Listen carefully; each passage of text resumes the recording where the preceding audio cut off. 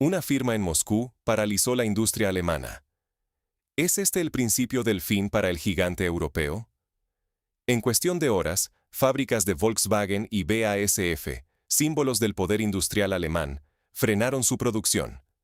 12.000 millones de euros perdidos en solo 3 meses. ¿La razón? Una simple directiva secreta del Kremlin: cortar las exportaciones de gases inertes, metales y aleaciones especiales esenciales para la industria. Sin estos insumos rusos, la maquinaria alemana se detuvo. El suministro de neón, imprescindible para fabricar microchips, desapareció. Los ingenieros de Volkswagen apenas tuvieron tiempo de reaccionar. Los turnos aún no habían terminado cuando las máquinas ya pasaban a modo de conservación y las líneas de montaje quedaban en silencio. Lo mismo ocurrió en los laboratorios y fábricas de BASF, donde el paladio ruso es clave para producir fertilizantes, plásticos y componentes farmacéuticos.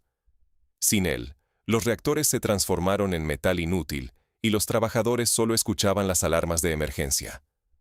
Las alternativas simplemente no existen. China domina parte del mercado, pero ya opera al límite. África y Sudamérica no pueden cubrir la demanda, y Alemania, por primera vez en décadas, se encuentra sin opciones. Las bolsas alemanas colapsaron, los analistas entraron en pánico, y millones de empleos están en juego.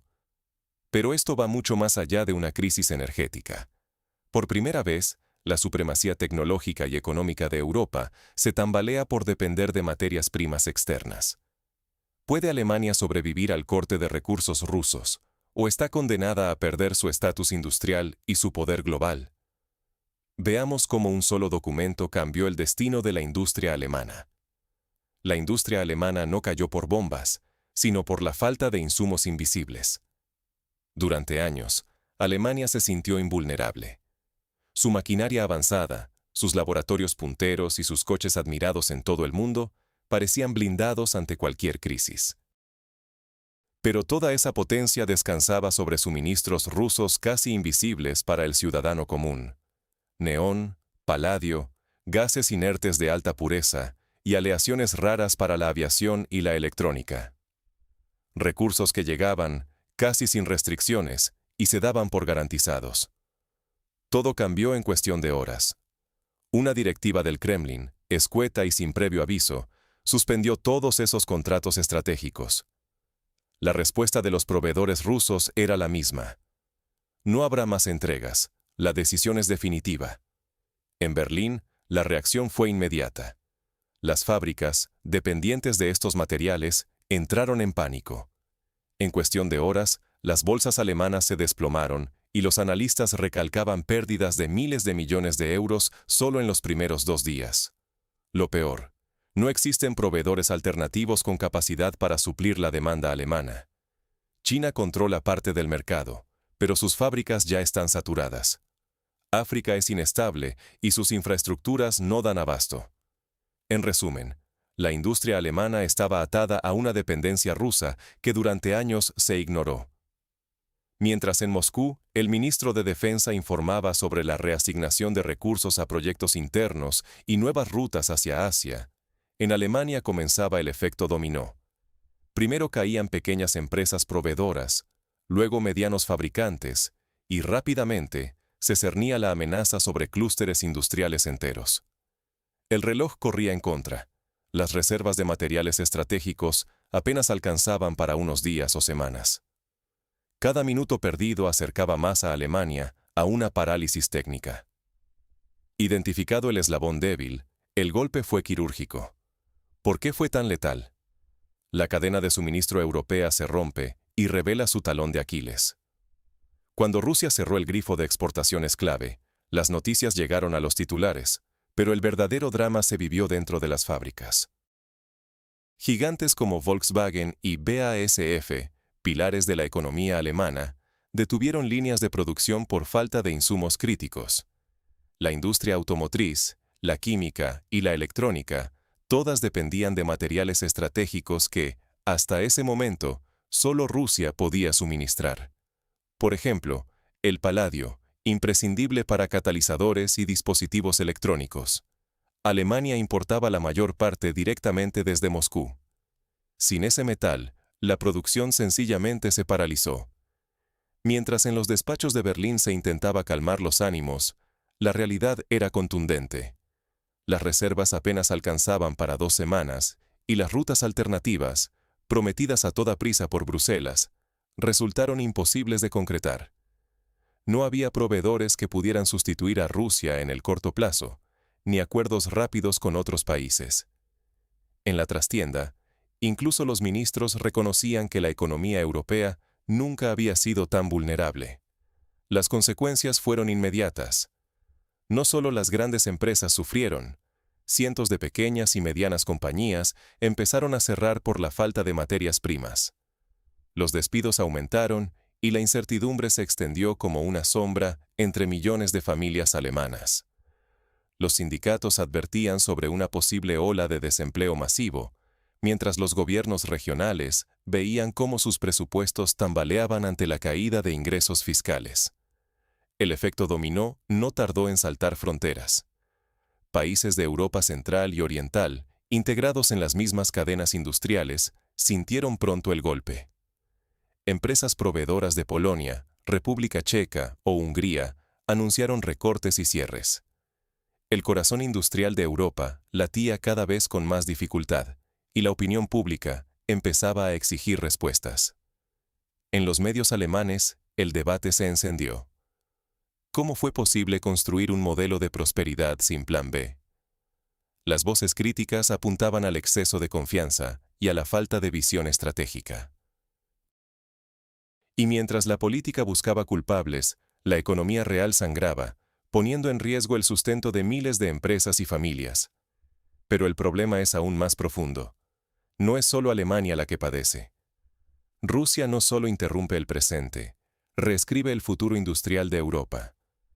Lo que muchos vieron como una crisis energética puntual, se revela ahora como parte de una estrategia más grande y calculada. Convertir los recursos estratégicos en armas de presión geopolítica. Moscú no solo ha cerrado el grifo del gas, ha puesto en jaque las cadenas de suministro de metales raros, gases inertes y aleaciones especiales que son esenciales para la tecnología punta europea. Esto no es algo que se pueda solucionar cambiando de proveedor de un día para otro. Hablamos de materiales cuya extracción y procesamiento requieren años de inversiones y una infraestructura que Europa, sencillamente, no tiene. Así, Alemania sufre, pero no está sola. En Chequia, fábricas de microelectrónica han parado por falta de neón. En Polonia, las plantas automotrices informan escasez de catalizadores. En Francia, la industria aeronáutica se queja del alza en los precios de aleaciones vinculadas al suministro ruso. El golpe a Berlín solo fue el más sonado. En realidad, Europa entera está recibiendo un aviso brutal sobre su vulnerabilidad. Y mientras tanto, empresas europeas ya empiezan a mirar hacia Asia. Ante la incertidumbre y los altos costes, trasladan producción y capital a países donde el acceso a recursos está asegurado y los costes son menores. Este éxodo industrial no es solo una amenaza abstracta. Pone en riesgo millones de empleos y debilita el poder económico de toda la región. Por otro lado, Rusia aprovecha para reforzar lazos con China, India y Oriente Medio, asegurando nuevos mercados para sus recursos. Mientras Europa pierde terreno, Moscú construye una alternativa sólida y ya no depende de Occidente para mantener su economía a flote. El verdadero peligro es a largo plazo. Si Europa no recupera el control sobre sus materias primas estratégicas, su supremacía tecnológica y su peso global pueden diluirse en una sola generación. ¿Qué opciones le quedan a Alemania y al resto del continente para responder o adaptarse a este nuevo tablero geopolítico? La verdadera pregunta: ¿qué aprendió Europa sobre la gestión de su propio destino? La crisis reciente dejó claro que el control de los recursos estratégicos es, hoy, un arma mucho más poderosa que cualquier discurso político o sanción económica. Mientras Rusia corta el suministro de materias primas esenciales y al mismo tiempo firma contratos récord con Asia y Medio Oriente, Europa queda expuesta a su mayor vulnerabilidad: depender de otros para alimentar su industria. no es solo una crisis energética. Es una lección brutal sobre cómo las cadenas de suministro no pueden descansar en un solo proveedor, especialmente si ese proveedor tiene intereses geopolíticos opuestos. Por eso, una de las grandes lecciones es que Europa tiene que diversificar riesgos. No se trata de levantar muros o buscar la autarquía imposible, pero sí de invertir seriamente en la producción local de materiales clave, desde energías limpias hasta metales raros. Solo así podrá garantizar que su industria no quede paralizada por decisiones externas. Aquí también entra en juego el equilibrio entre políticas ecológicas y la seguridad industrial. Las regulaciones medioambientales y los altos impuestos energéticos, aunque bien intencionados, han encarecido la producción y debilitado la competitividad europea.